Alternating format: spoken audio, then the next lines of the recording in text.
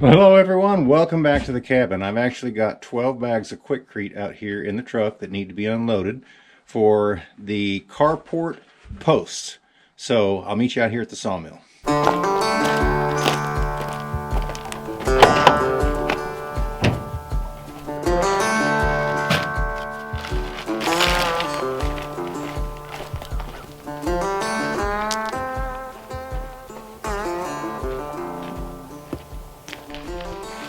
Sawmill is really the only place that I have got to keep this stuff in the dry. It's not going to be long before I use it, but I do need to put it in there just in case it does rain, because if I leave it out here and try to cover it up with the tarp, Quikrete, I'll tell you, it will absorb moisture in the air. If I just left these out here, it would absorb the moisture in the air and soon turn hard as a rock. That's the reason that you see all the time when I just put it in the hole and I just put some water down in there and I don't actually mix it up like you would mortar or something, is because even the directions on the bag, pour it in, pour water on top of it, because it'll even suck moisture out from around the earth. So yeah, this is the only place that I've got to keep them sort of dry.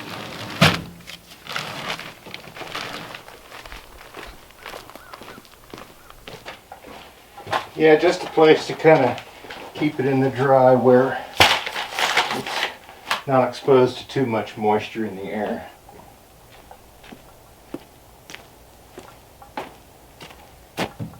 Yeah, these are 12 80-pound bags. I think it's cheaper to buy them by 80 pounds than it is 60 pounds.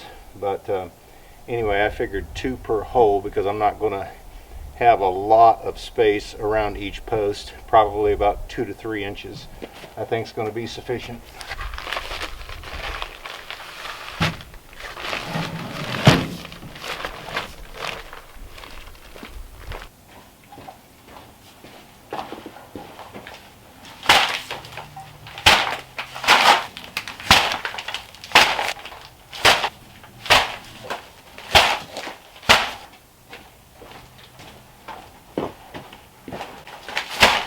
Alright, there is all of the Quikrete for the post for the carport.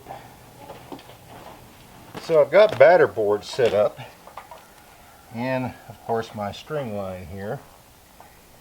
And this way I can actually remove my pins because I've got screws set in here. And in tomorrow's video I actually show how I did this. Which is the easiest way for me basically. But now that I've got the string line up, I can take a plumb bob and drop it right down, and it should hit the top of my pins down there. So what I've got in mind doing is I'm going to take this lid right here, because my posts, they average anywhere right around 9, some of them 10 inches. I think I've got one at 8, but to give me a couple of inches around it, I think I'm going to make my post holes 14 inches. This is 13 from side to side.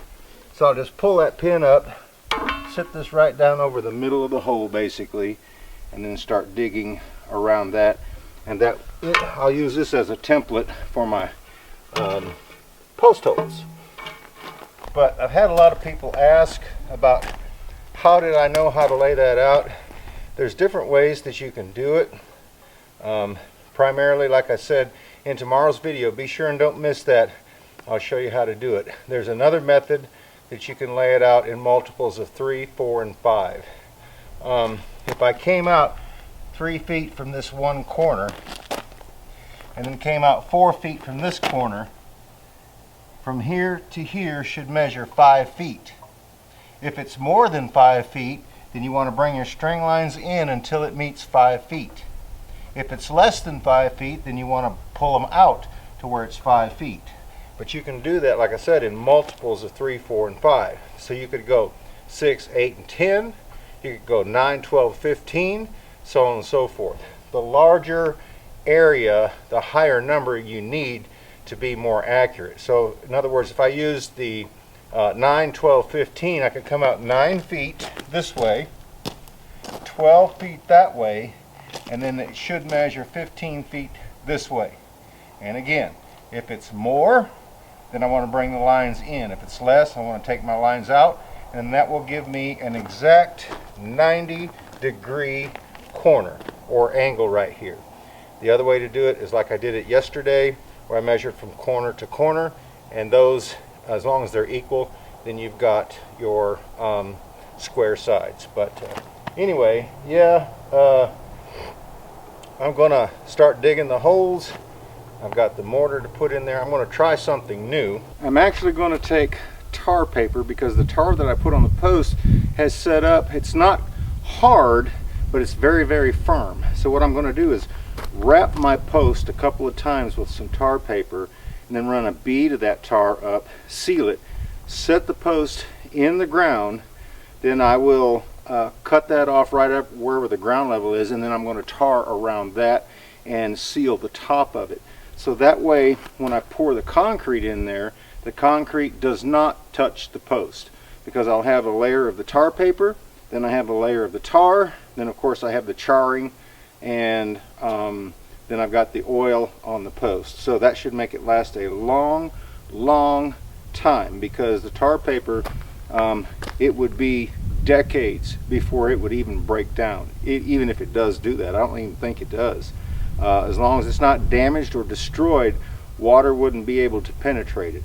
And like I said, the concrete won't be next to the post either. So that's something new that I'm going to try. But anyway, yeah, I've got to dig these 6 holes, and then I can start setting the post. Once the post set up, then I can start putting the top plate on. Well, you can see I don't have too much wood left in here, so we're supposed to be getting some temperatures down around 30 next week for about 5 days during the week, and the rest of this week. So I think I can make what I've got in there, and I have some on the porch in case of an emergency. I've got that hickory that I've been saving, and some oak that I could always get more if I need it. And then I've got some pine right here, although I don't like to burn that, but I could. I've got some poplar in there.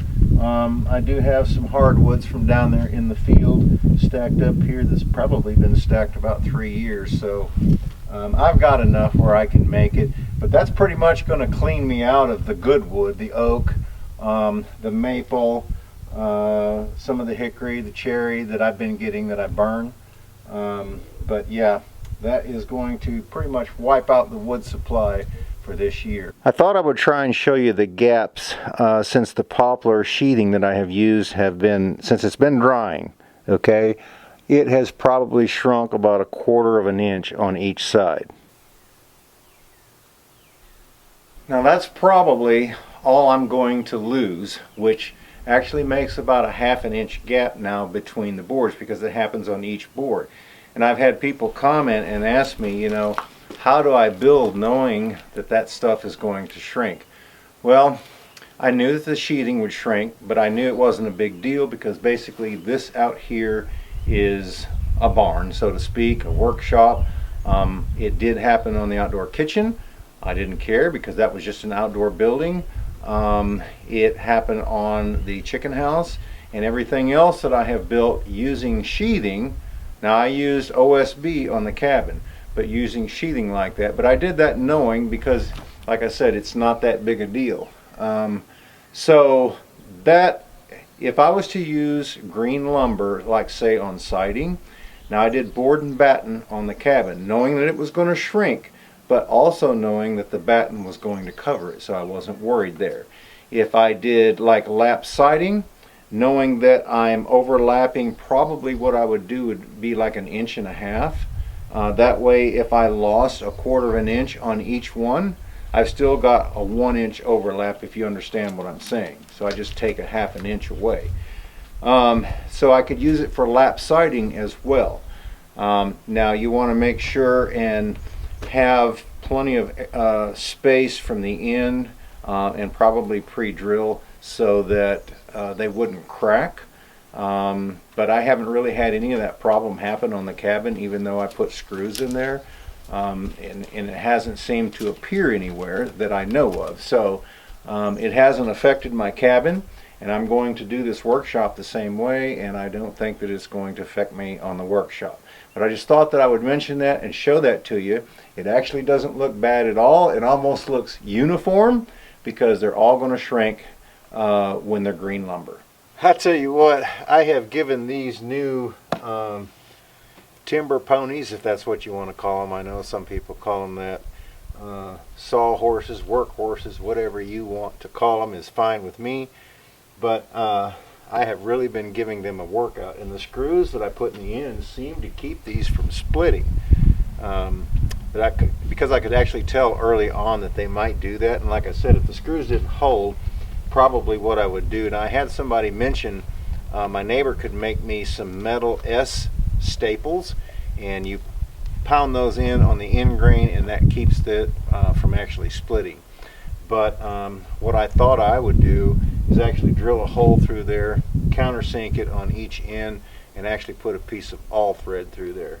But either way would work. But yeah, I've been giving them a workout. I've had lots of the logs stacked up here, lots of my lumber. These are 2x12s. I got 4 of them sitting on top of them right here, and I'll tell you, they are rock solid. I should have built these long ago. I'm glad I went ahead and did it because I needed another set besides the set that I've been using for a long time. So this will actually give me, now these 2x12s, I intend to leave these with these benches, okay? That way I can actually stack them up underneath right here, and they'll always stay with them. I pull them out and it gives me a 4x8 area to work on, and like I said, they're really solid. I may drill a hole where I can put a peg on the each one that's on the outside. That way the 2 in the middle would actually stay, and then I could use those same holes for those bench vices that I got, or bench dogs, or bench fasteners, if whatever, you know, the ones that I pound down to when I use the draw knife.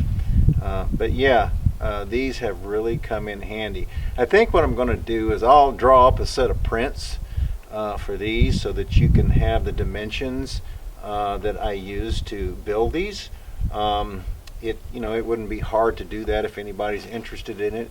If you used, and what I will do when I draw out the print, I will go from the center line, because regardless of what size wood you want to use, you might use something that's store-bought, which you're going to get a 6x6 is basically going to be 5.5 by 5.5. Where mine's actually, I could cut it that way, but I actually cut mine 6x6. My 2x6s are actually 2 inches by 6 inches. 2x4s are the same way. I was saying all that to say that these have really come in handy. They're heavy duty, so I can stack anything that I'm working on these, and if I can get that drawn up, then you can do all of the measurements from your center lines, and the only thing you would have to have something to chisel out the holes with. You may have something to mortise them out with. The tenons, you've watched me make those are very easy to make, but you can build your own set, and I'll tell you what, I don't think you would have to build another. Then the other comment we get is about our new tractor. I'll tell you what, it's been a real blessing to have something that's got the power and the ability to lift and to do the things that I need to do around here on the homestead. You know, folks, if you're interested in this kind of building, I've only got a couple of videos out, but we invite you to click up here in the top right hand corner of when we first started part 1 of the new carport. Y'all take care. Thanks for stopping by, and we look forward to seeing you back up here at the cabin again next time.